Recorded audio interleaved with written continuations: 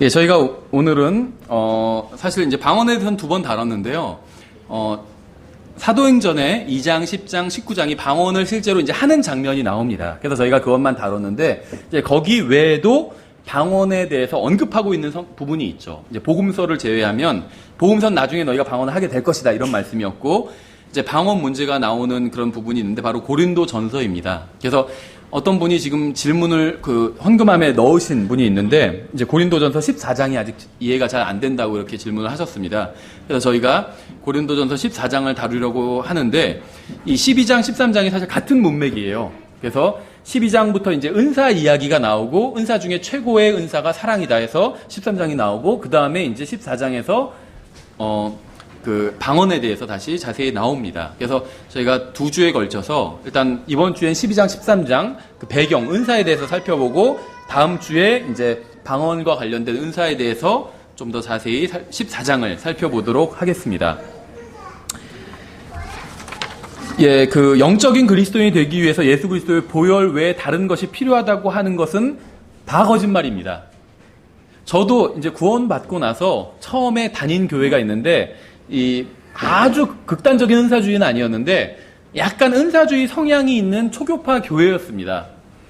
사실은 교회라는 명칭도 아니었고 센터라고 불렀었어요. 그래서 라이트하우스 크리스천 센터라는 교회에 다녔었어요. 호주에서 처음 구원받고. 근데 그냥 초교파 교회였고 그다음에 이제 방언을 좀 하는 교회였어요. 그래서 예배 시간에 이제 방언 타임도 있었습니다. 그래서 저도 방언에 대해서 방언 타임이 있으니까 아무래도 방언 타임 딱 정해져 있진 않은데 순서가 있잖아요. 예배가 찬송하고 뭐하고 하면 거기서 다 의뢰이 찬송이 끝나면 다 방언을 했어요. 대부분이. 그러다 보니까 이제 혼자 좀 이게 몸이 안달이 나죠. 그래서 방언을 해야 되는데 이게 안 되고 그래서 어떤 저는 이제 구원받고 나서 영적인 그리스도인이 되고 싶었어요. 영적으로 성장해 나가고 싶었는데 이제 그게 뭔지는 전혀 몰랐었습니다. 그러다 보니까 방언을 한다든지 이래야 영적으로 더 성장하고 주님과 더 가까운 것 같고 이런 생각을 했었어요. 그런데 은사주의들 교회들에선 노골적으로 어떤 방언을 하든지 아니면 다른 영적인 능력이 있어야 그게 더 어떤 주님과 가까워질 수 있다. 영적인 그리스도인이 될 수 있다. 이런 식으로 주장을 합니다. 그런데 그런 것들은 다 거짓말이라는 거예요. 전에도 말씀드렸지만 우리가 앞으로 지금도 하나님께 많은 걸 받고 있죠. 제가 가진 것 중에 하나님께 받지 않은 것은 없습니다. 다 하나님께 받은 거예요. 그렇죠. 앞으로도 하나님께 많은 걸 받게 될 거고 또 나중에 새 예루살렘에서 정말 제가 영원히 거할 안식처도 받게 될 겁니다. 그렇죠. 천국에서의 어떤 하늘나라에서의 소망을 가지고 있어요. 우리는. 그런데 가장 중요한 것은 이미 받았습니다. 가장 좋은 것은 이미 받았어요. 바로 예수 그리스도라는 선물이죠. 하나님께서는 우리에게 예수 그리스도의 평안, 예수님의 의 이런 것들을 주셨는데 그런 것만 주신 것이 아니라 예수 그리스도, 자신의 아들인 예수 그리스도를 우리를 위해서 십자가에서 죽게 하셨을 뿐만 아니라 그분을 아예 우리에게 주셨습니다. 그래서 우리가 예수님의 믿음, 예수님의 평안, 예수님의 안식을 가지고 살아갈 수 있는 거예요. 그렇죠? 어떤 사람 예수님의 믿음으로 산다고 하니까 믿는 건 자기 믿음이지 무슨 어떻게 예수님의 믿음으로 사냐 이렇게 얘기하는데 우리가 누리는 것 중에 예수님의 것이 아닌 것이 없어요. 믿음만 예수님의 믿음으로 사는 것이 아니라 평안도 예수님의 평안으로 삽니다. 우린 다 예수님의 것을 가지고 살고 있어요. 예수님을 받았어요. 그래서 우리가 영적인 그리스도인이 아직 영적인 그리스도인이 못 됐죠. 근데 영적인 그리스도인이 되기 위해서 필요한 것은 다 이미 가지고 있습니다. 더 이상 필요한 건 없다는 거예요. 그래서 무엇이 더 필요하다 이렇게 주장하면 그게 이단이라는 거예요. 당신한테 이것만 더 하나만 더 있으면 영적으로 될 텐데 이렇게 하는 사람이 있다면 이단이라는 겁니다. 신천지만 이단이 아니에요. 예수님으로 부족하다라고 주장하는 모든 것이 다 이단입니다. 우리도 이단이 될 수 있죠. 예수님 외에 내가 다른 걸 더 필요로 한다면 그게 이단이에요. 그렇죠. 방언의 첫 번째 사전적 의미는 혀라는 것이었죠. 두 번째 의미는 언어라는 의미입니다. 특정한 민족이나 국가나 지방에서 사용되는 언어가 바로 방언입니다. 아무도 알아듣지 못하는 제잘거림은 결코 방언이 아니라는 거죠. 성경에서는 방언이 항상 언어의 의미로 사용이 됐습니다. 말하는 사람은 의미를 모르지만 듣는 사람은 의미를 아는 것이 바로 성경에서 말씀하시는 방언이었죠. 그래서 방언의 세 가지 예인 사도행전 2장, 10장, 19장 모두 분명한 언어였어요. 그래서 성경에서 방언은 언어가 아닌 경우는 단 한 번도 없었습니다. 사도행전 2장에서 사도들이 은사로 받은 방언은 특정한 지역에서 사용되고 있는 언어였고 이전의 사도들은 그 언어를 구사하지 못했었습니다. 그래서 복음의 메시지가 유대인들에게 선포되어야 했는데 새로운 언어를 배울 시간이 없었기 때문에 주님께서 방언의 은사를 주신 것이었죠. 그래서 성경에서 나오는 방언은 듣는 자들의 언어였다는 거죠. 성경에 나온 방언은 항상 믿지 않는 자들을 위한 것이었어요. 성경에 의하면 방언은 결코 믿는 자들을 위한 것이 아니었고 믿는 자들에게 유익을 준 적도 없다는 겁니다. 게다가 믿지 않는 자들은 항상 유대인들이었어요. 그래서 표적으로서의 방언은 믿지 않는 이방인들을 위한 것이 아니라 믿지 않는 유대인들을 위한 것이었다는 것이죠. 그래서 방언은 이방인이나 그리스도인과는 사실 관계가 없습니다. 방언 문제에 대한 것은 오직 고린도 교회만 지침을 받았어요. 갈라디아 교회의 방언에 대한 지침 받은 적 없죠. 왜냐하면 갈라디아 교회의 성도들은 방언 문제가 없었기 때문이에요. 그들의 문제는 율법에 관한 것이었어요. 구원받기 위해서 율법을 지켜야 된다. 이게 아니라 구원받고 나서도 율법을 지켜야 된다. 이게 갈라디아 교회의 문제였습니다. 그렇죠. 지금도 그런 교회 많아요. 지금도 메시아닉 주로 막 돌아간 교회들, 율법을 지키고 무슨 안식일을 지키고 이래야 된다고 믿고 있죠. 구원받은 사람들이. 갈라디아 교회가 갖고 있던 문제와 같은 문제였죠. 에베소 교회는 건전한 교회였습니다. 또 빌립보 교회도 건전한 교회였어요. 그래서 네 장에 걸쳐서 표대를 쫓아가는 것에 대해서 이야기하고 있죠.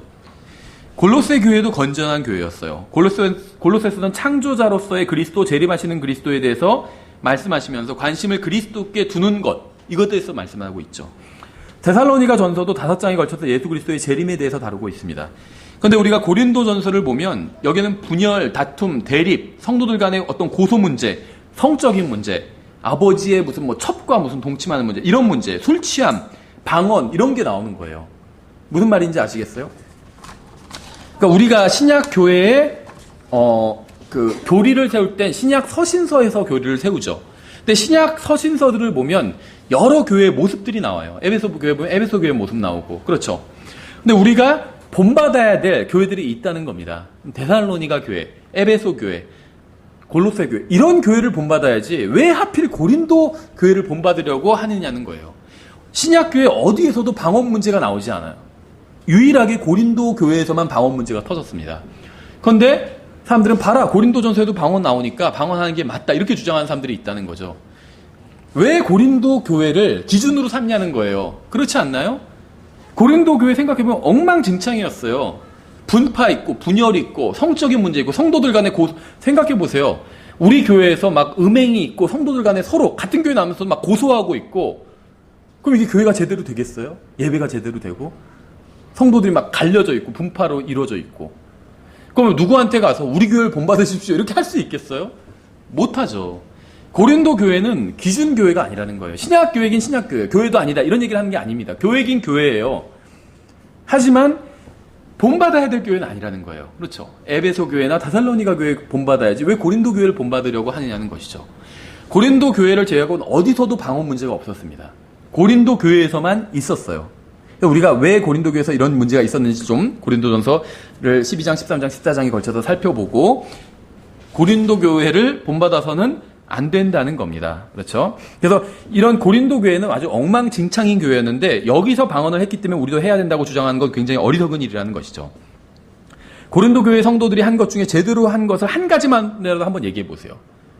고린도 교회에서 방언하니까 우리도 방언한다, 이렇게 주장하는 사람들한테 저는 이렇게 묻고 싶어요.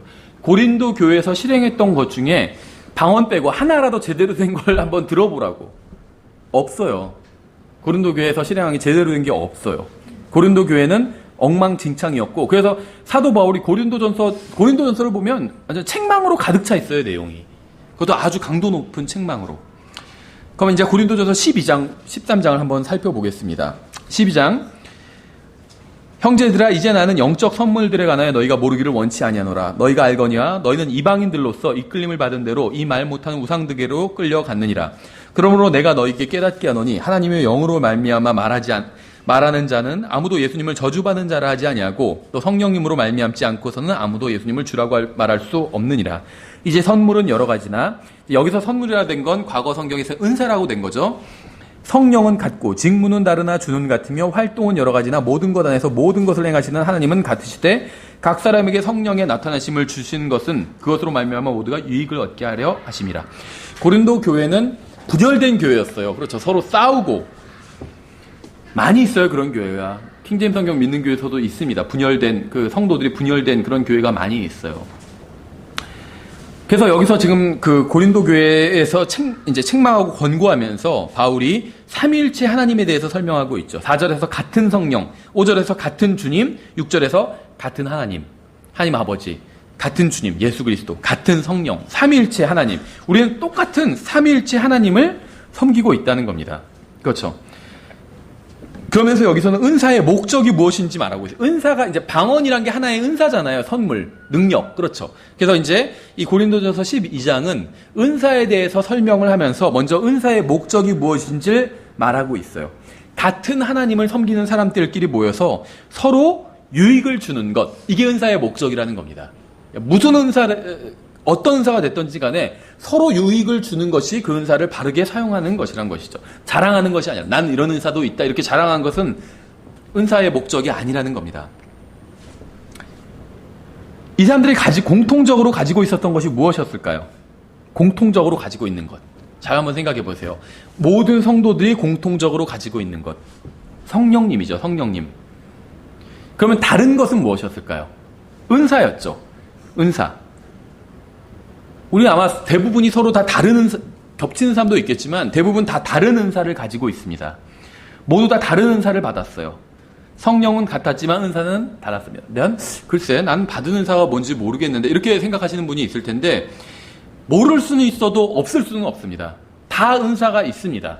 그 은사를 자기가 찾아내야 돼요. 내가 받은 은사가 무엇인지를 찾아내서 그것을 발휘를 해야 됩니다. 그러니까 그것으로 발휘한다는 건 무엇이냐면 그 은사로 성도들을 섬기는 거예요. 그렇죠. 그러면 뭐 우리 주제는 아니지만 은사를 어떻게 찾아내는지 아세요? 여러 가지 방법이 있겠지만 이건 그냥 제가 생각해내는 하나의 방법이에요. 무엇이냐면 교회에서 무엇이 부족하다는 게 보이는 경우가 있어요. 그렇죠. 그게 바로 그 보이는 사람. 근데 그게 모든 사람의 눈에 다 보이는 것이 아니라 어떤 사람 눈에만 보여요. 그러면 그게 그 사람의 은사일 확률이 굉장히 높아요. 다른 사람은 전혀 보질 못하는데 그 사람은 그게 보인다는 거죠. 왜 보이겠어요? 왜 보일까요? 하나님께서 보여주셨기 때문에 보인 거예요. 하나님께서 왜 보여주셨을까요? 그걸 채우라고 보여주신 거예요. 부족하니까. 그렇죠. 근데 그걸 채우라는 건 그 사람이 그걸 채울 능력이 있는 거잖아요. 그래서 대부분은 이 교회에서 못하는데 나는 가지고 있는 거. 다른 사람들은 잘 못하는데 나는 할 수 있는 것이 있고 하나님께서는 그걸 보게 해주신다는 거예요. 그럼 그거를 자신이 채우면 되는 겁니다. 그게 은사로 다른 사람들을 섬기는 거예요. 그걸 비판하라고 보여주신 게 아닙니다. 그렇죠. 예전에도 그런 분들이 있었어요. 이 교회는 왜 이런 게 없어? 왜 이게 안 돼? 막 이렇게 비판하시는 분들이 있었어요. 근데 그분도 이 교회는이라고 말하는 그분도 그 교회 다닌 지 10년이 됐어요. 근데 꼭 자기는 제3자처럼 얘기를 하시더라고요, 항상. 그래서 제가 그분한테 얘기를 했어요. 하나님께서 당신에게 이걸 보여주신 이유는 비판하라고 보여주신 것이 아니라 섬기라고 보여주신 거다. 성경에 비판의 은사 이런 건 없다. 그렇죠. 근데 자기는 비판은 잘하지만 섬길 수는 없다는 거예요. 자기 눈에 뭐가 잘못됐는지 항상 보면 딱 보인대요. 근데 섬길 수는 없다는 거죠. 그건 은사가 아니에요, 그러면. 섬길 수 있어야 된다는 거죠. 그렇죠? 하나님께서는 비판하는 걸 원하지 않으십니다. 그래서 성령님은 모두 똑같은 성령님을 받았지만 은사는 다 다릅니다. 다 은사는 가지고 있어요, 여러분들이. 직무는 다르나 주는 같은 주시며 모든 지역교회 주님은 예수 그리스도입니다. 지역교회 머리는 예수님이에요. 선장은 예수님입니다. 예수님 외에 다른 선장은 없어요. 성경에서도 예수님 우리 구원의 캡틴이라고 얘기하고 있잖아요. 선장이에요. 대장이고 예수님이. 지역교회 목사가 대장이 아니라는 거죠. 그러나 모든 지역교회가 같은 방식으로 주님을 섬기는 건 아니죠. 사람마다 받은 은사가 다릅니다. 그렇죠. 그러면 그 사람들이 모인 게 지역교회잖아요. 그러면 어떤 은사를 많이 받은 교회 사람들이 어떤 은사를 받은 동일한 비슷한 은사를 받은 사람들이 많이 모인 교회는 그쪽으로 주님을 섬기겠죠. 또 다른 쪽으로 은사를 많이 받은 교회는 또 다른 쪽으로 섬기겠죠. 예를 들면 어떤 교회는 막 찬양하는 거 굉장히 좋아하는 교회가 있어요. 목사님도 막 찬양 같은 거 작곡하고 작사하고 막 이런 거 굉장히 좋아하시고 또 주님께 막 찬양을 많이 들으고 그걸 통해서 은혜를 받았다고 이런 분들 제가 간증을 들은 적도 있어요. 저희 뭐 전혀 아니잖아요. 저 자신이 막 잘 몰라요. 이 찬송가. 그래서 거의 반복되잖아요. 제가 선곡하는 찬송가들이. 어떤 분은 만들어낸다는 거예요. 찬양을. 그분은 그런 은사를 받은 거죠. 또 그 교회가 또 그런 은사를 받은 사람이 많은 것이고 비판할 게 없다는 거예요. 그분들은 그런 쪽으로 주님을 섬기는 것이기 때문에. 6절에 활동은 여러 가지나 모든 것 안에서 모든 것을 행하시는 같은 하나님이 계시되 어떤 교회는 성경 공부 주로 하고 어떤 교회는 찬양 주로 하고 어떤 교회는 기도회를 많이 합니다. 구령을 많이 하는 교회도 있어요. 서로 비판할 게 없다. 우리 교회는 이렇게 일주일에 5일 동안 구령하는데 저긴 뭐 별로 안 한다. 비판할 게 없다는 거예요. 그 교회가 그걸 받은 거예요. 주님께 그 은사를. 그렇죠? 마찬가지예요. 개인도 나는 복음을 이렇게 많이 전하는데 저 사람은 왜 무슨 기도만 하고 있지? 비판할 게 없다는 거예요. 은사가 다른 거예요. 은사가. 자기가 받은 은사로 주님을 섬기면 됩니다. 은사는 비판하려고 주신 것이 아니라는 거예요. 섬기라고 주신 것이지. 내가 구령을 많이 하고 잘하는 건 내가 은사를 받았기 때문이에요. 그럼 나는 잘하는데 쟤는 왜 못하지? 비판하라고 주신 게 아니에요. 그걸 통해서 섬기라는 거예요. 교회를. 그렇죠? 나는 막 이걸 봉사를 잘하는데 왜 쟤는 봉사 하나도 안 하고 있지? 비판하지 마세요. 그걸 통해서 섬기면 되는 거예요. 그 사람 다른 은사를 받았을 거예요. 그렇죠? 예, 그래서 은사는 섬김을 위해서 각자 다 다른 은사를 주셨다는 겁니다. 하나님을 섬기는 데는 다양한 방법이 있어요. 다양한 교회가 저마다 다양한 방법으로 주님을 섬기지만 모두 같은 하나님을 섬기고 있어요. 사도는 지금 이렇게 이야기를 하고 있는 거예요.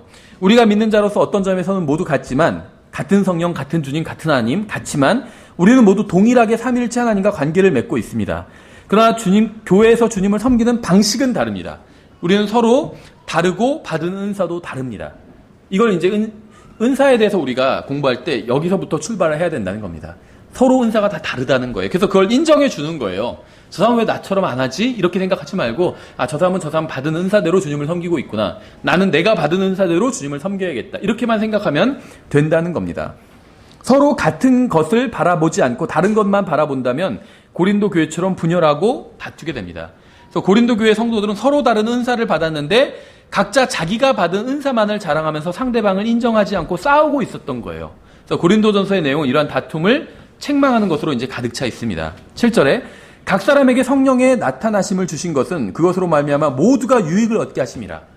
다 은사를 받았는데 그 이유는 뭐냐면 모두가 유익을 얻게 하기 위해서, 한 몸이 유익을 얻게 하기 위해서. 그리스도의 몸 전체가 유익을 얻고 이 지역교회도 하나의 몸이거든요. 이 지역교회 자체가 유익을 얻고 손과 발과 눈과 귀와 코가 서로 다 하는 일이 다르잖아요. 근데 다 몸의 유익을 위해서 일하죠. 그렇죠. 손이 막 반항을 한다 몸에. 그건 뭔가 문제가 있는 거예요. 그렇죠.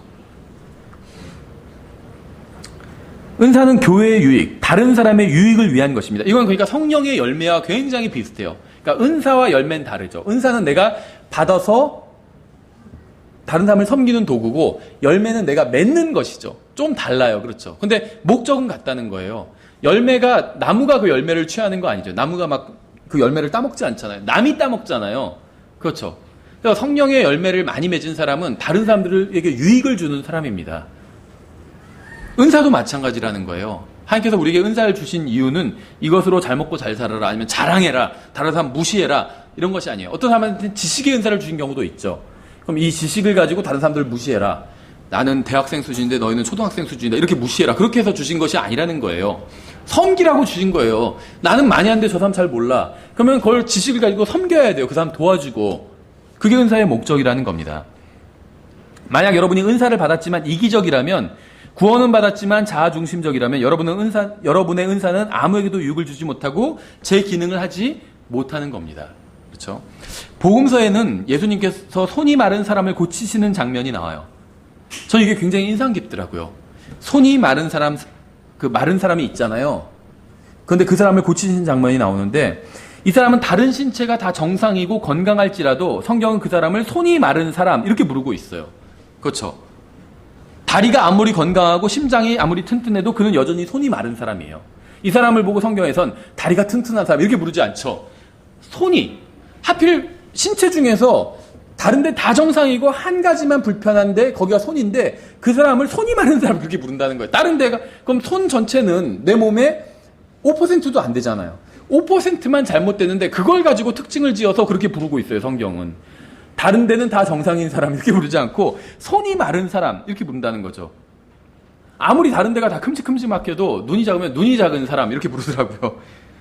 눈만 작고 다른 데는 다 괜찮은데, 물론 다른 데 다 괜찮지도 않지만 어쨌든 간에 성경 이렇게 특징을 이런 식으로 잡아서 부르더라고요.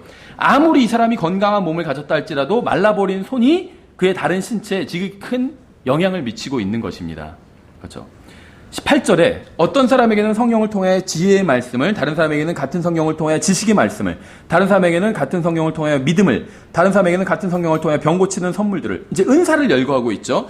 다른 사람들에게는 기적을 행함을, 다른 사람들에게는 대언함을, 다른 사람들에게는 영들 분별함을, 다른 사람에게는 여러 종류의 타언어들을, 다른 사람에게는 타언어를 통역함을 주셨으나 이 모든 것은 같은 그 한 성령께서 행하사 자신의 뜻대로 각 사람에게 개별적으로 나누어 주시는 것이니라.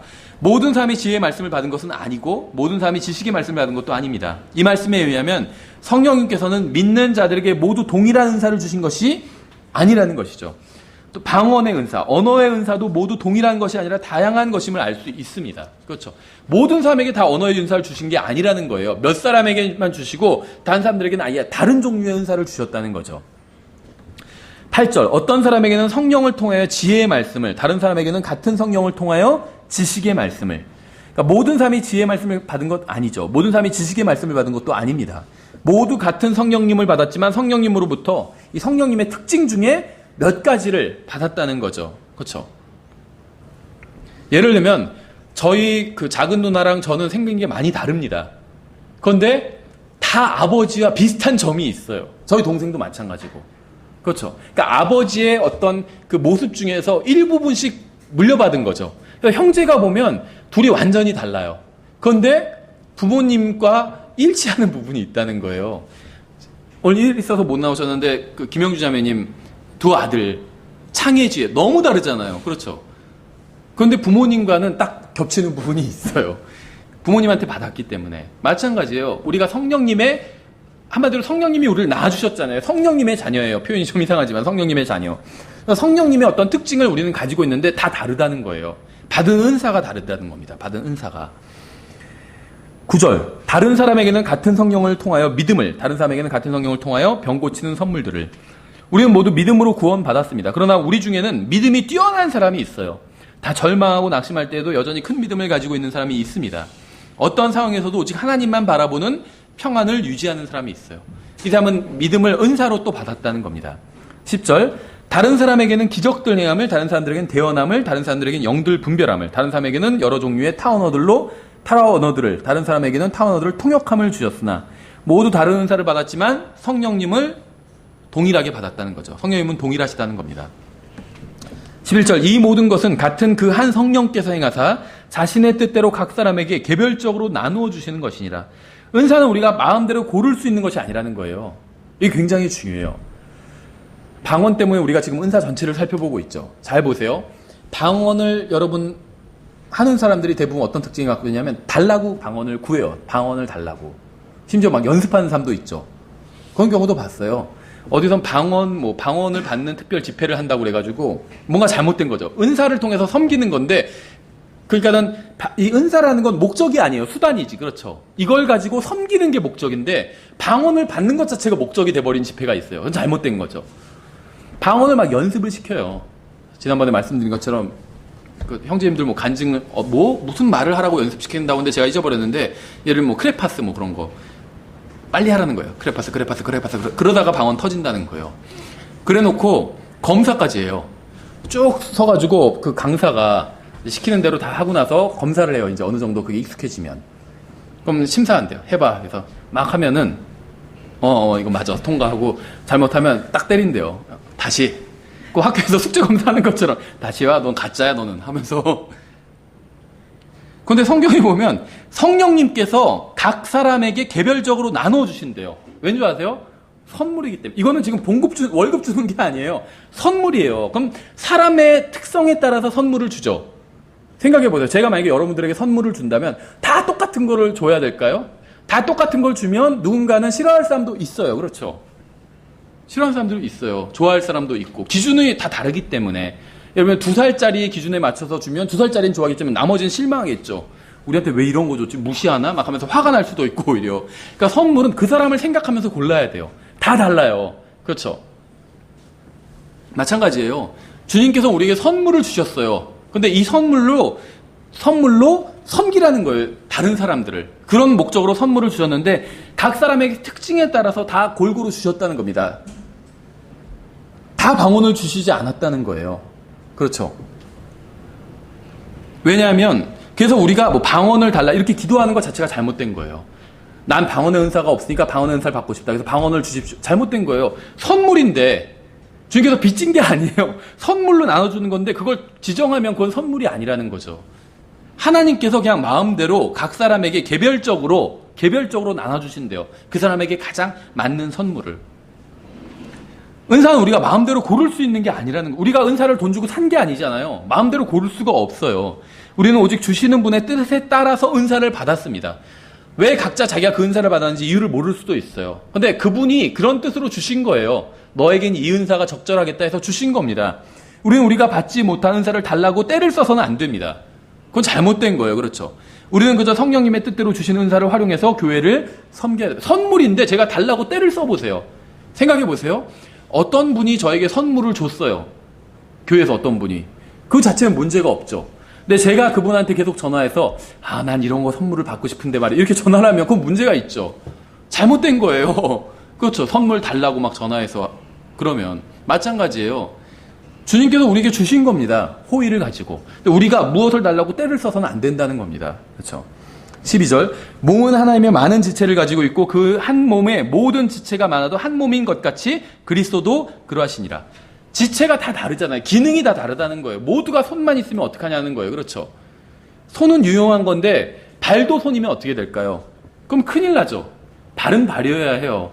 아니면 발이 따로 있고 손도 있는데 손이 더 있어요. 여벌로. 그래서 한 쌍이 아니라 손이 두 쌍이에요. 네 개예요. 그럼 어떨까요? 넘치니까 괜찮을까요?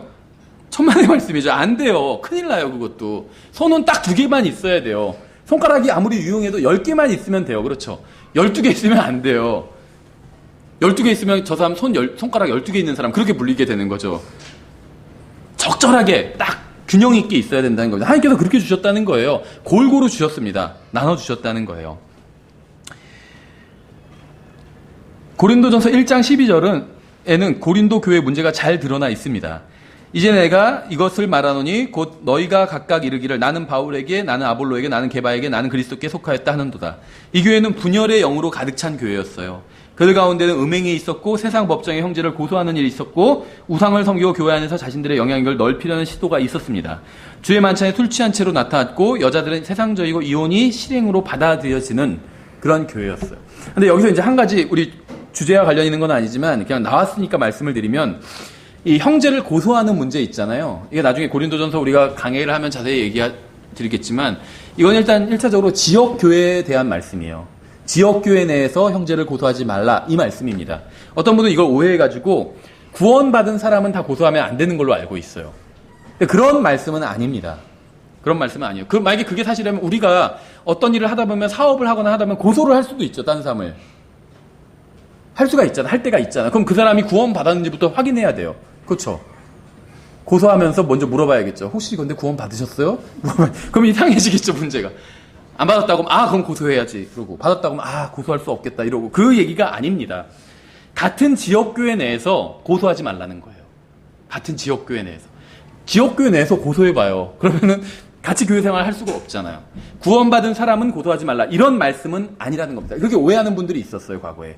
구원받은 사람은 고소해선 절대 안 된다. 그런 말이 아닙니다. 그럼 우리가 고소할 때 다 그걸 확인해야 되잖아요. 지역교회 내에서는 고소하지 말아라. 일단 문자적으로는 그런 의미예요. 어쨌든지 간에 이 고린도 교회는 이런 여러 가지 문제로 가득한 교회였어요. 술 취한 채로 주의 만찬에 참여하고 우상 섬기고 법정에서 형제, 같은 교회 다니는 형제 막 고소해버리고 이런 교회. 그래서 고린도 교회 내에는 최종적이고 절대적인 권위가 없었기 때문에 이런 모든 문제가 벌어지게 된 겁니다. 그래서 제대로 된 교제가 있을 수 없고 혼동 그 자체였어요. 문제의 핵심은 그 교회 내에서는 하나님의 권위가 전혀 없었다는 겁니다. 우리가 온전하고 순수한 하나님의 말씀을 최종 권위로 가지고 있다는 사실에 우리 감사할 수 있는 거죠. 하나님의 말씀을 따를 수 있다는 사실에. 다시 12장으로 돌아서 13절. 우리가 유대인이나 이방인이나 매인자나 자유로운 자나 모두 다 한 성령에 의해 침례를 받아 한 몸 안으로 들어왔으며 모두가 마시게 되어 한 성령 안으로 들어왔느니라. 몸은 한 지체가 아니요 여러 지체이니라. 만일 발이 이르되 나는 손이 아니니 몸에 속하지 아니한다 하면 이런 이유로 그것이 몸에 속하지 아니하느냐. 만약 교회에서 내가 그것을 못하게 하면 난 더 이상 그 교회에 다니지 않을 거다. 이런 주장 같은 거. 15절에서는 이런 말이 터무니없다고 질책하고 있는 거죠. 나는 더 이상 그리스도인이고 싶지 않다. 그래서 어쩔 수 없어요. 다 몸의 일부입니다. 우리 몸에서 각자 어떤 역할을 하고 어떤 부분인지 확실히 알지 못하는 경우가 있어요. 근데 한 가지 분명한 것은 우리 중 누구도 머리에 해당하는 사람은 없다는 겁니다. 그렇죠? 머리 부분은 예수님이 맡고 있어요. 우리는 다 몸의 지체 부분을 나눠서 맡고 있는 겁니다. 그렇죠? 몸은 하나이며 많은 지체를 가지고 있지만 그 한 몸의 모든 지체가 많아도 한 몸인 것 같이 그리스도도 그러하시니라. 우리가 유대인이나 이방인이나 매인자나 자유론자나 모두 한 성령에 의해 침례를 받아 한 몸 안으로 들어왔으며 모두가 마시게 되어 한 성령 안으로 들어왔느니라. 이 말씀에 의하면 이제 우리가 5가지 사실을 정리해 볼 수 있는데, 우리는 하나님의 성령님의 수술을 통해서 그리스도의 몸 안으로 들어가게 됐습니다. 성경에서는 Operation of God이라고 설명하고 있어요. 하나님의 수술이죠. 이걸 일단 영적 수술이라고 부를 수 있는데, 무슨 수술이냐면 구원받을 때 우리의 영혼 몸이 들러붙어 있었다가 이것이 다 떨어지게 됩니다. 우리가 영혼 몸을 공부할 때 살펴봤었죠. 그래서 하나님이 영과 혼과 몸을 달라 나누신 것이에요. 그래서 몸이 죄를 지어도 이것이 이제 혼에는 더 이상 영향을 미치지 않는 겁니다. 그렇죠? 그래서 그리스도인은 거짓말을 하면 거짓말을 한 거지 거짓말쟁이는 아니라는 거예요. 분리가 됐기 때문에 그 죄와 그 사람이 분리가 돼 있어요. 하나님의 영적인 수술을 통해서. 그래서 우리가 성경에서 보면 거짓말하는 사람들 다 지옥의 불못에 던져지거든요. 우리는 던져지지 않는 거예요. 몸과 분리가 돼 있기 때문에 우리의 혼은 이 죄의 영향을 받지 않는다는 겁니다. 이것이 이제 성령님으로 봉인되어 있다는 그런 표현일 수 있어요. 어쨌든지 간에 우리는 하나님의 영적 수술에 의해서 우리의 혼이 그리스도의 몸 안으로 들어와 있게 되었습니다. 우리의 혼이. 그리스도의 몸의 지체들은 인간의 몸의 지체들이 그러한 같이 서로 다른 기능과 재능을 가지고 있어요. 그래서 그리스도의 몸 전체도 그렇고 우리 교회도 그렇고 서로 다른 기능과 재능을 가지고 있습니다. 성령님에 의해 그리스도의 몸으로 침례를 받고 들어가게 되면 그러한 사실은 분명히 드러나게 됩니다. 그래서 이러한 드러남은 각자의 삶 속에서 역사하시는 하나님의 경륜에 따라 사람과 사람마다 서로 다르다는 거예요. 어떤 사람이 방언을 하지 못한다는 이유로 그 사람이 그리스도 안에 있지 않다고 말하거나 성령님이 그 사람 안에 내주하지 않으신다고 말하는 것은 거짓된 교리라는 겁니다. 은사주의자들이 이렇게 가르쳐요. 로마서 8장 9절에서는 이렇게 말씀하고 있어요. 그러나 너희 안에 하나님의 영께서 거하시면 너희가 육신 안에 있지 아니하고, 영께서 우리 안에 거하시면 우리가 육신 안에 있긴 있죠. 근데 우리의 혼은 동시에 성령님 안에 있는 거예요. 그래서 이제 어떤 사람에게 그리스도의 영이 없으면 그는 그분의 사람이 아니니라. 하나님의 사람이 되기 위해선 다 그리스도의 영을 가지고 있어야 된다는 겁니다. 고린도서 2장에선 그분 안에는 하나님의 신격의 모든 충만이 몸으로 거하고 이렇게 말씀하고 있어요. 그래서 이런 말씀들을 통해서 우리가 알 수 있는 것은 예수님을 영접하면 성령님도 영접한 것이라는 사실입니다. 왜 이런 말씀을 드리는지 은사주의 교회 다니셨던 분들은 아실 거예요. 무슨 얘기를 하냐면 예수님을 영접하면 구원을 받는다. 근데 성령님을 영접해야 은사를 받을 수 있다. 이런 주장을 하는 사람들이 있습니다. 근데 그건 잘못된 주장이라는 거예요. 예수님을 영접하면 성령님도 영접한 겁니다. 왜 그런 줄 아세요?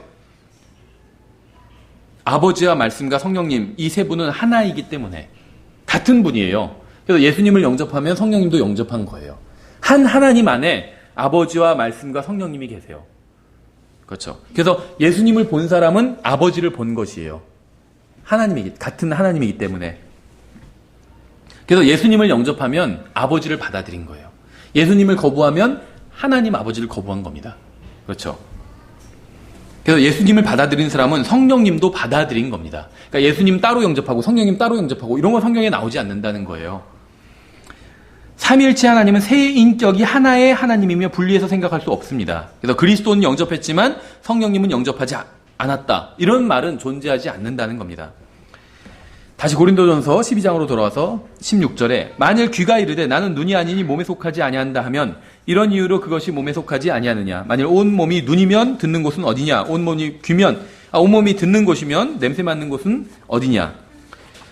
모든 사람이 다 같은 일을 하는 것이 아니라는 거예요. 그렇죠. 그러니까 방언이란 건 하나의 은사지 모든 사람이 다 똑같은 은사를 받은 것이 아니라는 겁니다. 모든 사람이 다 팔이다, 발이다 이런 거나 똑같은 말이에요. 사람마다 다 각자 다르다는 겁니다. 모두 자기의 은사대로 자기가 맡은 일을 하면 된다는 겁니다. 나와 다른 사람을 비난할 이유가 전혀 없다는 거예요. 다른 사람이 교회에서 내가 하는 것처럼 하지 못한다고 해서 그 사람을 비난할 이유가 없다는 겁니다. 각자 서로 맡은 일을 하면 됩니다. 모든 사람이 자기가 받은 은사대로 맡은 일을 하면 문제없이 잘 돌아간다는 거예요. 모든 것이 잘 돌아가면 눈에 띄지 않는 거죠. 그러다 하나가 문제가 생기면 이제 눈에 띄기 시작하는 것이죠. 18절에 그러나 이제 하나님께서 친히 기뻐하시는 대로 지체들을 곧 그것들 각각을 몸 안에 두셨느니라. 만일 그것들이 다 한 지체라면 몸은 어디 있느냐. 그러나 이제 그것들이 많은 지체이나 그럼에도 오직 한 몸이라. 눈이 손에게 이르기를 나는 내가 필요 없다 하지 못하며 또 머리가 발들에게 이르기를 나는 너희가 필요 없다 하지 못하리라. 아니라 더 약하게 보이는 몸의 그 지체들이 더욱더 필요하고 또한 우리가 덜 귀한 것으로 여기는 몸의 그 지체들 곧 이것들에게 우리가 귀한 것을 더 풍성히 주며 우리의 아름답지 못한 부분들은 아름다운 것을 더 풍성히 얻나니. 모든 지체가 다 중요합니다. 교회 지체들 중에 중요하지 않은 지체는 없어요. 모두 다 소중하죠. 교회에서는 모두가 모두를 필요로 합니다. 우리는 모두 어떤 면에 있어서 섬기는 자고 사역자입니다. 사역자라고 하면 목사 뭐 이런 사람만 생각하는데 성경에 의하면 다 사역자예요. 구원받은 사람들은. 사역자라는 건 섬기는 사람이라는 뜻이죠. 다 섬기는 사람이라는 겁니다. 목사만 사역자가 아니라 모두 다 사역자예요. 왜냐하면 모두가 서로가 서로를 섬겨야 되기 때문에. 그렇죠. 그게 뭐 크던 작든 눈에 띄던 아니던 상관없어요. 모두가 서로가 서로를 섬기는 거예요. 우리 사역 중 하나라도 비면 우리는 절름발이나 손마른 자로 드러나게 된다는 거예요. 그렇죠. 생각해 보세요. 주일에 이번 주에는 좀 안 나오신 분이 많아요. 아마 이제 마지막 휴가고 또 연휴이기 때문에 그런 것 같아요. 근데 만약에 저는 이제 우리 교회에서 제가 목사로서 섬기고 있는 거죠. 제가 안 나온다면 어떻게 될까요? 아무런 연락도 없이. 실제 어떤 교회에서 봤어요. 어떤 목사님이 아무런 연락도 없이 킹제임 성경 믿는 교회인데 아무런 연락도 없이 그 주에 목사님이 안 나오고 그 다음부터 전혀 그 목사님이 사라져 버렸대요. 그래서 그냥 지방에서 그러다가 또 서울 와서 그냥 목회 시작했대요. 성도들은 왜 목사님이 교회 안 나오는지 이유를 몰라요. 아무도. 듣는데 저도 다 황당하더라고요. 근데 제가 한 주 안 나왔다. 그럼 어떻게 될까요? 일단 문제가 생기겠죠. 누가 대신 뭐 설교를 준비해 오거나 그러면 모를 텐데 그런 것도 없이 갑자기 안 나오면 그렇죠. 문제가 생기겠죠. 그런데 그건 우리 시각이에요. 그렇죠. 생각해 보세요. 하나님께서 보실 때 목사가 가장 중요하고 다른 성도들은 안 중요하고 그렇게 보실까요? 그건 아니죠. 다 하나님의 자녀고 다 중요해요. 이 지역교회에서 안 중요한 사람은 없다는 거예요. 하나님께서 보실 때. 우리가 인간이 볼 때는 안 중요한 사람이 있어요. 그렇죠? 저 사람 없어도 뭐 우리 교회 상관없겠다. 이럴 수도 있는데 하나님 보실 땐 그렇지 않다는 거예요. 다 이 지역교회의 몸을 이루고 있어요. 그렇죠? 발가락 하나 없어도 상관은 없죠. 하는데 발가락 하나 없어도 상관은 없어요. 근데 그 사람은 발가락 하나 없는 사람이라고 불리겠죠. 손이 한쪽 말라도 그 사람 평생 살아왔어요. 상관없어요. 사는데. 불편하긴 하지만 상관은 없어. 근데 사람들은 그 사람을 한쪽 손이 마른 사람, 이렇게 불렀다는 거죠. 마찬가지예요. 우리 교회에서 보다 중요한 게 보이는 기능도 있겠죠. 보다 덜 중요해 보이는 것도 있어요. 무엇이라도 하나가 사라진다면, 그거는 부족한 게 되는 거예요. 우리 교회가. 중요하지 않은 사람, 중요하지 않은 은사는 없다는 겁니다. 그렇죠. 24절에 우리의 아름다운 부분들은 부족한 것이 없느니라. 오직 하나님께서 몸을 다 같이 고르게 하사 부족한 그 부분에게 더욱 귀한 것을 풍성히 주셨으니 이것은 몸 안에 분쟁이 없게 하고 오직 지체들이 서로 같은 보살핌을 받게 하려 하심이라. 은사의 목적은 서로 보살피는 겁니다. 각자 여러분에게 주신 은사가 있어요. 근데 그 이유는 그것을 가지고 교회를 섬기라는 거예요. 서로 섬기라. 자기를 위해서 은사를 사용하는 것이 아니라 다른 지체를 위해서 사용하는 겁니다. 여러분이 다른 지체를 위해서 은사를 사용하고 있으신가요? 문제 굉장히 간단합니다. 여러분이 보살핌을 받고 싶은 것처럼 다른 지체를 보살피면 됩니다. 그러니까 말씀드린 것처럼 어떤 사람은 이 교회는 다 좋은데 뭐 사랑이 없어 막 이런 분이 있는데 자기가 그럼 그 사랑으로 보살펴주면 돼요. 다른 사람들을. 그렇지 않나요? 예를 들면 우리 교회에 사랑이 없는 교회예요. 또 어떤 사람이 보니까 우리 교회가 사랑이 없다고 판단을 했어요. 그럼 그 사람이 사랑을 실천하면 우리 교회가 사랑이 있는 교회가 되는 거잖아요. 은사가 그런 것이라는 거예요. 하나님께서 괜히 나의 눈을 열어서 우리 교회 부족한 점을 괜히 보여주신 게 아니에요. 그걸 채우라고 보여주셨다는 것이죠. 다른 지체들에게 사랑을 받고 싶으면 사랑을 실천하면 됩니다. 다른 지체가 친절하게 대했으면 좋겠다고 생각한다면 여러분이 친절하게 대하시면 돼요. 어떤 분 이런 분이 있어. 우리 교회 아니고 예전 딴 교회에서는 인사를 안 한다고, 인사를. 근데 다른 분들이 그분에 대해서 뭐라고 평가하냐면 저분은 인사를 안 한다고 그렇게 얘기하더라고요. 우리 교회가 인사를 잘 안 하는 것 같다고 판단된다. 인사를 해야 되죠. 서로 간에 하나님이 같은 자녀고 일주일에 한 번씩 만났으면 반갑잖아요. 인사를 해야 돼요. 근데 인사를 잘 안 한다. 자기가 먼저 인사하면 돼요. 근데 그분은 아니, 내가 나이가 뭐가 중요해요. 인사를 하면 되지. 그럼 우리 교회는 인사를 하는 교회가 되는 거잖아요. 그렇죠? 다른 지체들에게 친절하게 대하면 돼요. 내가 친절함을 받고 싶다면. 다른 지체가 여러분의 잘못을 참아주고 이해해 주었으면 좋겠다고 생각한다면 여러분도 다른 지체의 잘못을 참아주고 이해해 주면 됩니다. 고린도 교회에서도 서로 간에 이런 식으로 대했다면 분열이나 분쟁, 다툼 전혀 없었을 거예요. 근데 자기는 받고 싶어 하는데 자기는 베풀고 싶지 않은 거죠. 이 교회는 사랑이 없으면서 자기도 사랑을 베풀지는 않아요. 그래서 문제인 거예요, 교회가. 그렇죠? 26절에 한 지체가 고통을 받으면 모든 지체가 그것과 함께 고통을 받고 한 지체가 존귀를 얻으면 모든 지체가 그것과 함께 기뻐하느니라. 이제 너희는 그리스도의 몸이요 개별적으로 지체니라. 만약 우리 중 어떤 사람이 다른 누군가에게 복음을 전해서 그가 구원받았다면 우리 모두 다 기뻐하겠죠. 내가 구원하지 않았으니까 별로 기쁘지 않다. 이렇다면 그건 잘못된 마음입니다. 그렇죠? 누가 구령했든지 상관없이 누가 구원을 받았다면 우리 정말 다 기쁩니다. 그렇죠? 내가 구령하지 않아도 누가 와서 저분이 나에게 복음을 전해서 내가 구원받았어 이렇게 얘기한다면 기쁠 거예요. 내가 복음을 전하지 않았다 할지라도. 복음을 전하는 것 가지고 서로 경쟁하는 것처럼 어리석은 일은 또 없습니다. 예전에 어떤 복음 집회 같은 거 막 잘하는 그런 기독교 어떤 분파 교회가 있는데 거기서 뭐 자료들 가지고 막 동영상 띄우면서 복음을 열심히 전하더래요. 그래서 제가 아는 분이 그래 저런 식으로 복음을 전하면 참 좋겠다 생각을 했대요. 막 자료 같은 거 이렇게 동영상 띄우면서 복음을 전하니까. 그래서 거기에 전화를 해가지고 그 자료를 좀 주실 수 없냐고, 나도 당신들이 복음을 전하는 것처럼 전하고 싶다고 그렇게 얘기하니까 그래서 안 된다고 했대요. 이거 우리만의 자료고 우리가 이 자료 모으느라고 얼마나 힘들었는지 아세요? 그러면서 줄 수 없다는 거예요. 뭔가 이상하죠? 뭔가 이상해요. 잘못된 거겠죠. 복음 전한 거 가지고 경쟁하고 있는 거예요. 그렇죠.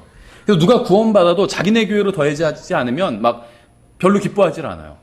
구원받아서 결국 그 교회 갔다고 남 좋은 일만 했구만 하면서 뭔가 잘못된 겁니다. 왜 남 좋은 일이에요? 우리가 전체적으로는 다 한 몸인데 구원받고 나서 우리 교회가 아니라 할지라도 제대로 된 교회라면 거기에 더해졌다면 기쁜 일이죠. 그렇죠. 뭔가 영이 잘못된 겁니다. 자기 그 교회 갈 바에 자기 교회 다니지 말라고 하세요. 막 이런 조언하고 뭔가 주님의 영이 아닌 거죠. 우린 다 한 몸입니다. 우리 교회뿐만 아니라 구원받은 모든 사람들은 다 한 몸이에요. 왼발과 오른발이 서로 자기가 더 빠르다고 자랑하면 말이 안 된다는 거죠. 어리석은 일입니다. 오른발과 왼발이 서로 경쟁해야 효율적인 게 아니라 서로 협력해야 효율적인 거죠. 우리 교회 성도들이 다 협력하고 우리 교회뿐만 아니라 다른 교회도 저한테도 어떤 분이 다른 교회 목사님이 연락이 와서 어떤 우리 교회에서는 한 적 없는데 제가 예전 교회에서 강해한 시리즈가 있어요. 그 원고를 달라고 하시더라고요. 흔쾌히 줬어요. 그냥 저는 그때 진리를 가르친 거였고 그걸 다른 교회에서도 가르쳐서 거기서도 유익을 성도들이 얻게 한다는데 좋은 일이잖아요. 그렇죠? 흔쾌히 줄 수 있다는 거죠. 그걸 통해서 다른 교회 성도들이 성장해 나간다면 지역교회는 다른 교회지만 전체 그리스도의 몸에서는 한 몸이거든요. 그 교회도 우리와. 그럼 거기 성도들이 성장한다면 좋은 일이죠. 한쪽 눈이 나빠지면 다른 쪽 눈도 따라서 나빠집니다. 왜냐하면 한 몸에 속한 지체이기 때문에. 그래서 우리는 한 몸에 속한 지체이기 때문에 경쟁하는 게 아니라 조화를 이루어야 된다는 거죠. 그래서 은사는 이런 조화를 위해서 서로 섬기라고 주신 거라는 이야기입니다. 고린도전서 12장 14절부터 27절에서는 한 몸의 지체로서의 연합에 대해서 말씀하고 있어요. 28절에서 하나님께서 교회 안에 며칠 세우셨는데 첫째는 사도들이요, 둘째는 대언자들이요, 셋째는 교사들이요, 다음은 기적들이요, 그 다음은 병 고치는 선물들과 돕는 것들과 다스리는 것들과 여러 가지 타 언어들이라. 이건 교회 내의 다양한 은사를 이제 열거하고 있는 것입니다. 이 은사들은 연대기적으로 나열된 것이 아닙니다. 여기서는 방언이 가장 나중에 나왔지만 오순절에서는 가장 먼저 발휘된 은사가 방언이었어요.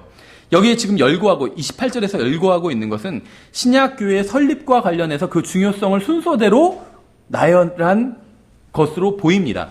그래서 은사에는 중요성, 즉 일종의 등급이 있다는 거예요. 어떤 분 이상하다, 다 중요하다고 그랬는데 맞아요, 다 중요한데 등급은 있어요. 등급. 그러니까는 어떤 분들 실망하는 분이 있더라고요. 결국 그럼 목사가 제일 중요하고 나머지는 뭐 다 그거보다 못하다는 거 아니냐. 저는 그런 얘기를 한 적이 없어요. 은사엔 등급이 있어요. 그게 무엇인지 뒤에서 나옵니다. 왜 등급이 있다는 걸 알 수 있냐면 31절에 오직 가장 좋은 선물들을 간절히 사모하라 이렇게 말씀하고 있잖아요. 가장 좋은 은사, 선물이 있대요. 등급이 있는 거예요. 가장 좋은 게 있고 좋은 것들이 있고. 그러니까 우리가 받은 은사는 다 좋은 것입니다. 그런데 그 중에서도 가장 좋은 은사가 분명히 있어요. 그게 무엇일까요? 뒤에 나와요. 은사주의자들은 자신들이 하는 것과 같은 방언을 하지 못하는 사람들에 대해서 다음과 같은 주장을 합니다. 방언을 하지 못하는 사람은 구원받지 않았다. 혹은 그들은 구원은 받았을지 모르지만 그들에게는 성령님, 홀리 고스트, 성령님이 없다. 그래서 그들은 구원받고 홀리 스피릿, 성령님은 소유하고 있을지 몰라도 홀리 고스트, 성령님은 없다. 그들은 구원받고 성령님을 소유하고 있을지 모르지만 능력은 전혀 없다. 그들은 구원받고 성령님, 홀리 스피릿을 소유하고 있을지 모르지만 방언을 하지 못하면 홀리 고스트를 잃어버릴 수도 있거나 자신들의 구원을 잃어버릴 수도 있다. 이런 주장은 다 비성경적인 것입니다. 홀리 스피릿, 홀리 고스트 다 같은 분인데 하시는 역할에 따라서 다른 식으로 부르고 있는 거예요. 예수님은 심판자죠. 또 구원자이기도 합니다. 다른 분이 아니야. 같은 예수님인데 하시는 역할, 심판하실 땐 심판자고 구원하실 땐 구원자인 거잖아요. 홀리 스피릿, 성령님도 마찬가지라는 거예요. 저희가 아직 지식이 모자라서 이 명확히 홀리 스피릿과 홀리 고스트를 명확히 구분하지는 못하지만 성령님의 어떤 특징을 이런 식으로 성경은 설명하고 있는 거예요. 어디선 홀리 스피릿, 어디선 홀리 고스트 이런 식으로 설명하고 있다는 거죠. 27절에 이제 너희는 그리스도의 몸이요 개별적으로 지친이라. 하나님께서 교회 안에 며칠 세우셨는데 첫째는 사도들이요, 둘째는 대언자들이요, 셋째는 교사들이요, 그 다음은 기적들이요, 그 다음은 병 고치는 선물들과 돕는 것들과 다스리는 것들과 여러 가지 타원어들이니라. 모두 사도이겠느냐, 모두 대언자이겠느냐, 모두 교사이겠느냐, 모두 기적을 행하는 자이겠느냐, 모두 병 고치는 선물들을 가지겠느냐, 모두 타원어들로 말하겠느냐, 모두 통역하겠느냐. 모두 사도? 아니죠. 잘 생각해보세요. 여기서 질문이 계속 나오죠. 모두 사도이겠느냐? 아니죠. 모두 대언자이겠느냐? 아니죠. 모두 교사인가? 아니죠. 옛날에 신학원에서 그 시험을 봤는데 OX로, 제가 아니라 김용규 목사님이 시험을 봤는데 OX로 시험 봤는데 답이 다 O였어요. 그래서 그런 시험은 딱 한 번만 낼 수 있겠죠. 학생들이 답을 풀면서 계속 시험에 들었어요. O 한 20문제인데 전체가 다 O라고 생각하기가 쉽지 않잖아요. 그렇죠. 보통 우리가 생각할 때 O가 한 10개, X가 10개 이래야 균형을 맞잖아요. 다 답이 O였어요. 예. 여기선 다 답이 X예요. 아니다. 모두 사도이겠느냐? 아니죠. 대언자겠냐? 아니죠. 교사이겠느냐? 아니죠. 모두 기적을 행하냐? 아니죠. 모두 병 고치는 은사 가졌느냐? 아니죠. 모두 타 언어들로 말하겠느냐? 여기서 은사주의자들은 예스라고 그래요. 이게 문제죠. 모두 다 노인데 여기서만 예스라고 그래요. 왜 그럴까요? 자기들이 그렇게 하니까. 잘 생각해 보세요. 다 병 고치나요? 은사주의자들 병 못 고치죠. 그건 진짜 능력 있어야 고치는 거잖아요. 못 고쳐요.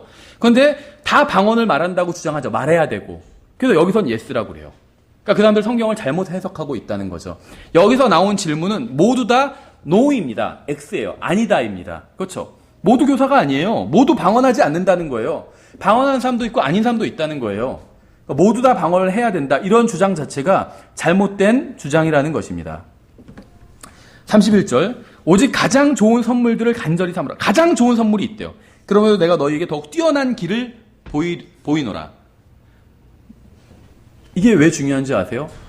은사 중에 가장 좋은 은사가 있다는 거예요. 가장 좋은 은사. 그 은사를 가지고 있으면 가장 좋은 은사를 가진 거예요. 어떤 분이 그러니까 방언의 은사를 막 달라고 간구하는 사람이 있는데 방언의 은사보다 더 좋은 은사를 받으면 더 좋은 거잖아요. 그렇죠? 그럼 된 거예요. 방언의 은사 필요 없어요. 그러면 어떤 의미에서 더 좋은 은사를 받았으면. 그렇죠. 그 더 좋은 은사가 무엇일까요? 고린도전서 13장에 나와요. 한 장에 걸쳐서 가장 좋은 은사에 대해서 설명하고 있어요. 목사의 은사, 이것도 은사죠. 목사도. 그거보다 훨씬 더 좋은 은사. 이게 가장 목사의 은사가 제일 좋은 은사니라 이렇게 말씀하는 성경 구절은 없어요. 그렇죠. 가장 좋은 은사가 따로 있다고 말씀하고 있어요. 이거 하나면 가장 좋은 은사를 받은 거예요. 12장 전체가 말하고 있는 것이 무엇일까요? 그리스도의 몸의 지체에 대한 것입니다. 개개의 지체가 성령의 능력으로 자신들이 받은 은사를 활용하는 것에 대한 이야기를 하고 있어요. 근데 13장에선 그거보다 나은 은사, 가장 좋은 은사를 소개해주고 있는 것입니다. 그러니까 은사의 목적은 무엇이냐면 섬기는 거예요. 자랑하는 것이 아니라 난 방언할 줄 안다 이렇게 자랑하는 것이 아니라 자기 기분 좋으라고 하는 것이 아니고 자기만 하나님과 교제를 더 잘하기 위해서 방언한다 이런 사람도 있죠. 방언 기도를 하면 하나님과 교제가 더 잘 된다. 그건 자기의 유익을 위한 거잖아요. 은사의 목적은 그것이 아니라는 겁니다. 다른 사람들을 섬기는 게 은사의 목적이라는 거예요. 그러면 은사가 혼자 아무도 모르는 랄라뚜뚜 이런 것이 될 수가 없다는 겁니다. 방언은 언어예요. 그래서 내가 방언의 은사가 있다는 건 언어를 할 줄 안다는 겁니다. 그럼 그것으로 어떻게 섬길 수 있을까요? 성도들을. 언어의 은사로. 좋은 글을 쓰면 되는 거겠죠. 아니면 좋은 책을 번역하면 되는 거겠죠. 저는 제가 그 방언의 은사가 있다고 생각하지 않거든요. 그러니까 번역을 제가 잘한다고 생각하지는 않아요. 근데 진짜 번역을 잘하는 사람이 많아져서 이쪽에 교회, 이쪽 독립침례교회들에 많이 들어와서 좋은 책들을 번역을 했으면 좋겠어요. 근데 많지가 않아서 그냥 할 수 없이 그냥 번역을 한 거예요. 그래서 제가 편역이라고 이렇게 달아놨잖아요, 지금은. 그대로 번역한 건 아니라는 소리거든요. 왜 그대로 번역하지 않았을까요? 실력이 부족해서요. 실력이 좋으면 그대로 번역할 텐데 뭔가 딸리니까 그냥 편역한 거예요. 의역한 거예요. 그렇죠. 방언의 은사, 언어의 은사를 받으면 그걸 가지고 다른 사람들을 섬기는 거예요. 영어로 된 좋은 자료들이 있잖아요. 그럼 제가 언어의 은사가 있으면 그걸 번역해서 섬기는 거예요. 성도들에게. 그렇죠. 자기 혼자만 보고 유익을 얻는 것이 아니라. 그게 은사라는 겁니다. 고린도전서 12장에서는 그 얘기를 하고 있는 거예요. 여러 가지 은사가 있고 방언도 그 은사 중에 하나인데 이러한 은사들을 가지고 섬기는 것. 이게 은사의 목적이다. 지금 12장에서 그 얘기를 하고 있는 겁니다. 그럼 지금 일반 교회에서 행해지는 방언이 얼마나 잘못된 것인지 알 수 있겠죠. 자기가 막 영적으로 우월하다는 걸 드러내기 위해서 방언을 하잖아요. 그건 은사의 목적과 배치되는 거라는 것이죠. 그리고 이제 13장에 와서는 은사의 정점, 가장 좋은 은사, 모든 은사 중에 정말 은사의 제왕, 가장 좋은 은사에 대해서 설명하고 있어요. 왜 이게 모든 은사의 가장 본질적이고 가장 좋은 은사일까요? 제가 처음에 그렇게 말씀드렸죠. 이 은사라는 건 한마디로 성령님의 능력이에요. 성령님의 능력. 근데 그 중에서 우리가 부모님의 능력 중에서 물려받은 게 있잖아요. 그렇죠. 성령님의 능력 중에서 우리도 선물로 물려받은 것이 있어요. 근데 성령님, 하나님의 가장 본질적인 능력은 무엇일까요? 하나님 병 고치시죠. 또 하나님은 언어의 창시자예요. 근데 성경에서 하나님에 대해서 설명할 때 하나님은 사랑이시니라 이렇게 설명하는 부분이 있죠. 하나님의 가장 본질적인 부분이에요, 그것이. 그래서 이 사랑의 은사가 가장 뛰어난 은사라는 거예요. 그렇죠. 그래서 사랑의 은사를 받은 사람이 가장 좋은 은사 받은 거예요. 이건 뭐 목사, 교사의 은사보다 훨씬 더 좋은 은사예요. 성경에서 그렇게 말씀하고 있으니까. 고린도전서 13장 아주 간단하게 살펴볼게요. 내가 사람들의 언어들과 천사들의 언어들로 말할지라도 사랑이 없으면 소리나는 징과 울리는 꽹과리가 되고 내가 대화나는 선물이 있고 모든 신비와 모든 지식을 이해하며 또 모든 믿음이 있어 산을 옮길 수 있을지라도 사랑이 없으면 내가 아무것도 아니요.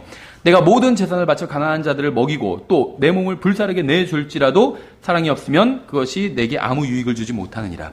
은사주의자들은 본문에서 말하는 천사들의 언어가 바로 자신들이 말하는 방언이라고 주장을 합니다. 그런데 이런 주장은 전혀 성경적인 근거가 없는 주장이에요.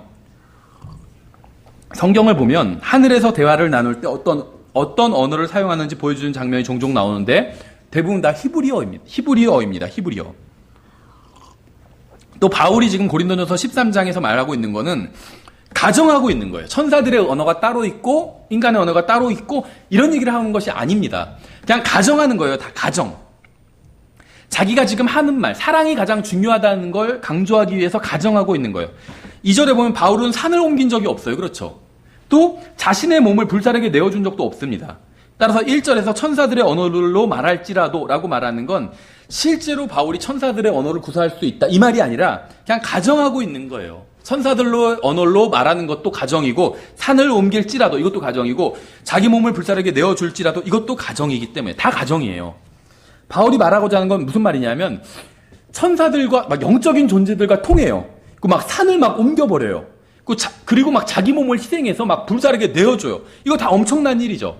이런 엄청난 일을 한다 할지라도 이거 다 은사일 수도 있어요. 능력이고 이런 엄청난 능력이 있다 할지라도 사랑이 없으면 그건 아무런 유익도 없고 아무런 가치도 없다는 사실을 이야기하고 있는 거예요. 생각해 보세요.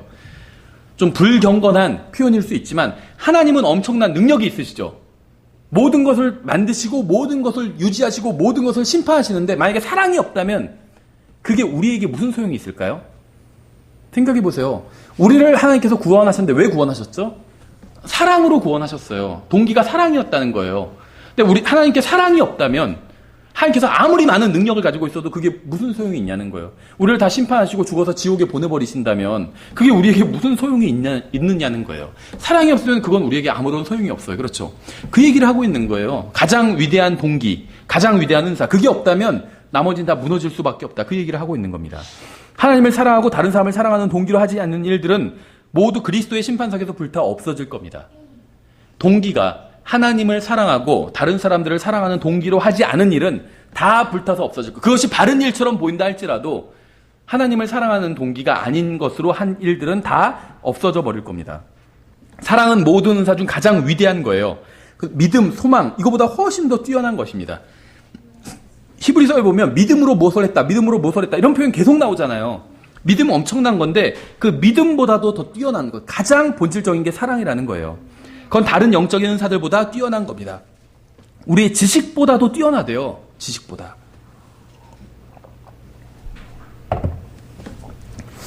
은사주의자들은 자신들이 하는 방언을 정당하기 위해서 고린도전서 13장을 자주 인용을 합니다. 사도 바울도 많은 방언을 했는데 그게 바로 천사들의 언어였다 이렇게 주장하죠. 그러나 본문은 그런 얘기를 하고 있는 것이 아닙니다. 가정을 하고 있다는 거예요. 가정. 그렇죠.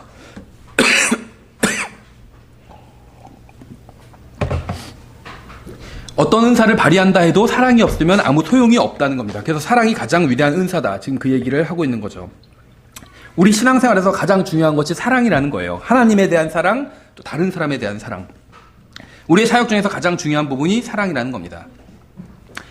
4절에 사랑은 오래 참고 친절하며 사랑은 시기하지 아니하며 사랑은 자기를 자랑하지 아니하며 우쭐대지 아니하며 무례히 행동하지 아니하며 자기 것을 추구하지 아니하며 쉽게 성내지 아니하며 악을 생각하지 아니하며 불법을 기뻐하지 아니하며 진리를 기뻐하고. 이 말씀들에 따르면 우리가 다른 사람들에게 친절하지 않도록 하는 교리와 실행, 또 우리가 받은 은사로 인해서 다른 사람들보다 우리가 더 영적이라고 생각하게 만드는 모든 것들은 사랑으로 인한 것이 아닙니다. 이게 굉장히 중요해요. 우리가 바른 것을 믿고 있다 할지라도 다른 사람들에게 만약에 친절하게 대하지 않는다면 우리가 믿고 있는 그 교리와 실행은 잘못된 거라는 것이에요. 잘못된 것이에요. 우리가 다른 사람보다 많은 더 지식을 가지고 있다 할지라도 다른 사람들을 친절하게 사랑으로 대하지 않는다면 우리가 알고 있는 그 지식들은 다 잘못된 지식이라는 겁니다. 사랑에 기초하지 않은 교리는 아무런 유익을 주지 못하는 무익한 교리라는 거예요. 바른 교리라 할지라도 사랑에 기초하고 있지 않은 교리는 무익한 교리라는 겁니다. 4절 사랑은 오래 참고 친절하며 사랑은 시기하지 아니하며 사랑은 자기를 자랑하지 아니하며 우쭐대지 아니하며. 사랑 오래 참습니다. 지식은 오래 참지 않습니다. 지난 수십 년간 은사주의자들은 방언을 자랑해 왔어요. 방언을 해야 진정한 영적 생활을 하는 것이고 영적인 그리스도인들은 다 방언을 한다고 주장을 했습니다. 영적 성장의 비결은 방언에 있는 것이 아니라 사랑에 있어요. 사랑에. 왜 그런지 아세요? 밤에 아기가 울면 일어나서 우유를 줍니다. 새벽 2시에 아기가 울어도 엄마는 화내지 않아요. 왜 그런지 아세요? 아기를 사랑하기 때문에. 아기가 새벽에 얼마나 자주 깨는지도 상관없어요. 아기 엄마는 여전히 아기를 사랑합니다. 아기가 똥을 싸도 엄마는 화내지 않고 기저귀를 갈아줍니다. 왜냐하면 아기를 사랑하기 때문에. 하나님의 사랑이 여러분을 주관하면 어떤 일이 벌어지는지 아세요? 아무리 주위 환경이 어려워도 여러분의 육신이 동요하지 않아요. 어떤 사람이 와서 여러분의 육신을 흔들고 속을 썩여도 하나님의 사랑이 여러분을 주관하면 여러분은 전혀 동요하지 않습니다. 예언이나 방언보다 훨씬 위대한 거예요. 이건 기적을 행하는 것보다 훨씬 더 대단한 겁니다. 생각해 보세요. 성경에선 제가 지어내는 얘기가 아니라 성경에서 가장 뛰어난 은사에 대해서 12장에서 설명을 하고 나서 맨 마지막 절에선 가장 뛰어난 것을 보여주겠다고요. 그럼 가장 뛰어난 은사를 얘기하고 있는 거예요. 그렇죠. 근데 성경에 의하면 지식이나 병고침이나 기적을 행하는 은사보다 사랑의 은사가 훨씬 더 뛰어나대요. 왜 그런지 아세요? 왜? 제가 예를 들어 드릴게요. 밖에서 제가 기적을 행하고 나서 기적의 은사를 받았어요. 표적의 은사. 그래서 기적을 행하고 나서 집에 가서는 아내를 때릴 수도 있겠죠. 그렇죠. 은사주의자 중에 그런 사람들 많아. 밖에서는 기적을 행하고 나서 집에서는 아이들을 막 때릴 수도 있어요. 기적을 행하고 나서 다른 사람의 돈을 훔칠 수도 있어요.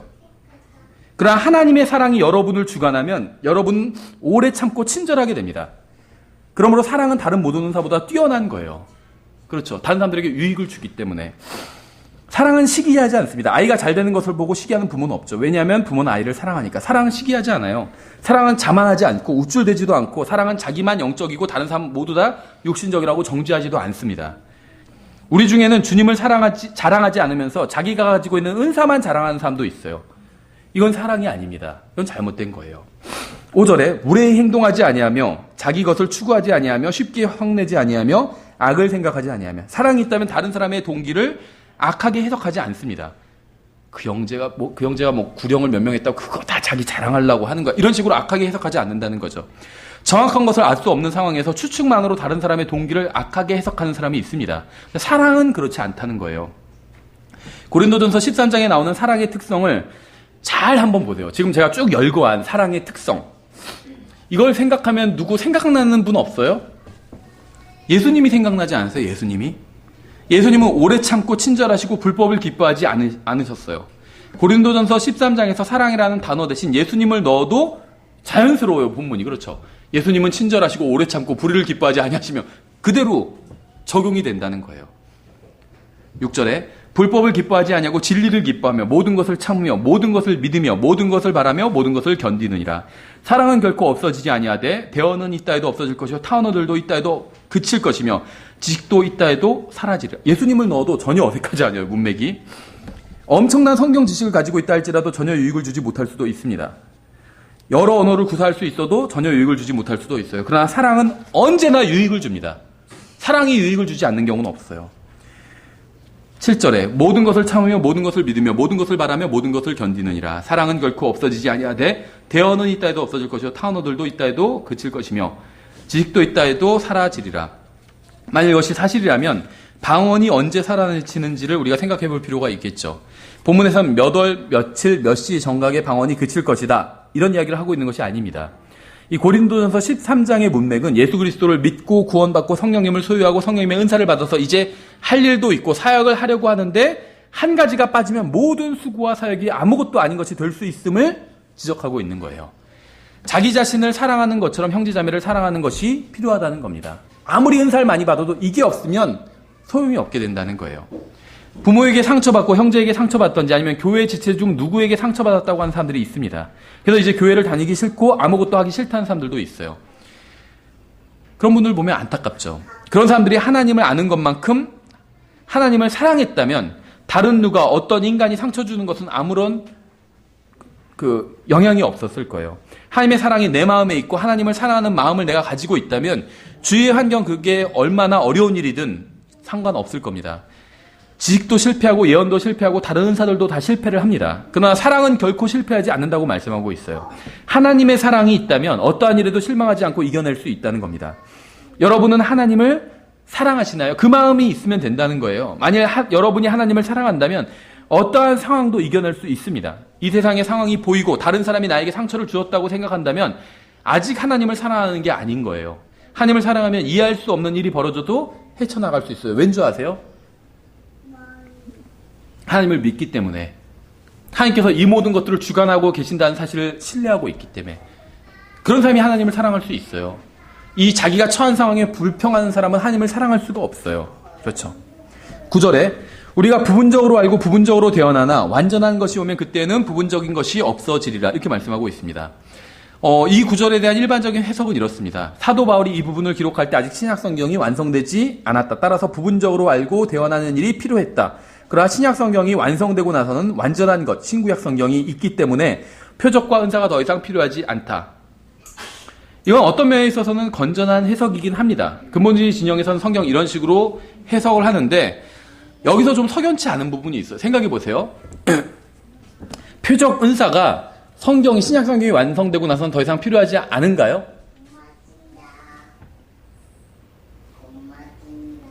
않을 것 같죠. 신약 교회에는 표적과 이런 표적이나 기적이 더 이상 없죠. 그러니까 신약 성경이 완성되고 나면 이렇게 부분적으로 하던 것들이 필요 없다는 말이 맞을 것 같죠.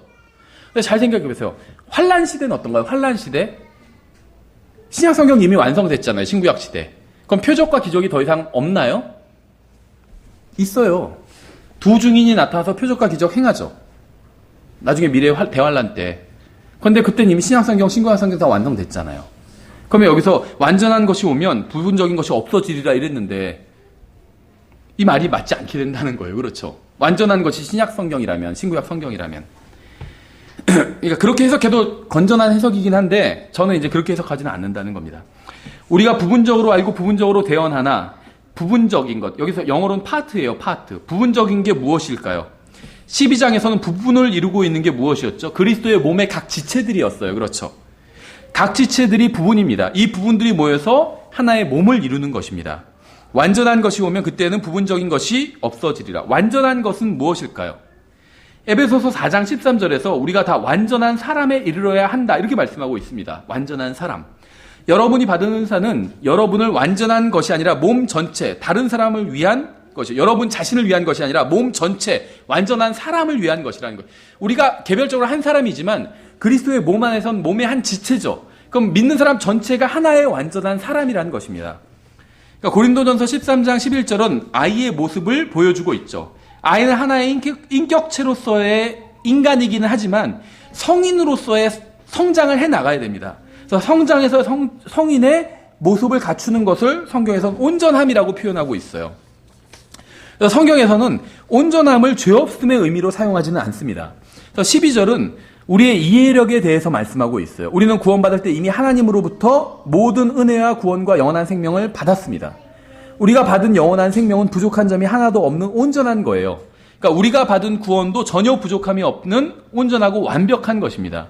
그러나 우리가 처음 구원받은 순간 이러한 점을 온전히 이해하지는 못해요. 그렇죠? 그래서 우리가 영적으로 성장해서 성경을 알고 장성한 사람이 되어야 비로소 우리가 구원받는 순간 주님께서 우리에게 주신 것이 무엇인지 온전히 알게 된다는 겁니다. 그리스도인의 영적인 삶과 교회에서 영적인 은사들은 그 자체가 목적이 아닙니다. 은사는 목적이 아닌 수단이에요. 그래서 영적인 은사들이 있지만 여전히 영적으로는 어린 아이일 수도 있어요. 육신적인 고린도 교회 성도들은 그리스도의 몸을 세우기 위한 목적으로 하나님께로부터 영적인 은사를 받았습니다. 그러나 그들은 사랑이 없으므로 이기적인 방법으로 은사를 사용해서 몸이 분열이 왔다는 거죠. 그러니까 몸이 하나로 완전히 서면 이러한 것들이 필요 없다는 거예요. 완전한 사람이 되어서 완전해지면 부분적으로 하던 것들은 필요가 없어진다는 겁니다. 그렇죠?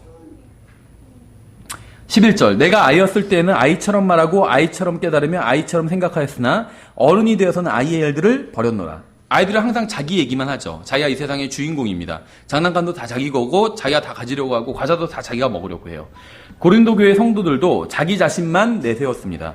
자기의 은사만 내세웠어요. 그래서 사도 바울은 고린도 교회 성도들이 영적인 갓난 아기라고 지적하고 있는 것이죠. 12절 우리가 지금은 거울을 통해서 희미하게 보나 그때는 얼굴을 마주 대하며 보며 내가 지금은 부분적으로 하나 그때는 주께서 나를 아신 것 같이 나도 알리라. 그런즉 이제 믿음, 소망, 사랑 이 셋은 항상 있으나 이것들 중에 가장 큰 것은 사랑이니라. 여기서도 어떤 분들은 이제 완전한 것이 예수 그리스도의 재림이라고 얘기하는 분도 있습니다. 그런데 완전한 것은 완전한 한 사람으로 성장해 나가는 거예요. 그러면 우리가 부분적으로 주님에 대해서 알던 것을 온전히 알 수 있게 된다는 것이죠. 그래서 이제 12장, 13장을 정리하면 12장을 통해서 우리가 알 수 있는 것은 무엇이냐면 은사가 다양하다는 거예요. 모두 다 같은 은사를 받아야 되는 것은 아니라는 겁니다. 은사주의자는 모든 사람이 다 방언을 받아야 된다. 이렇게 하고 방언 막 교육도 시키고 하는데 그건 성경적이지 않다는 거예요.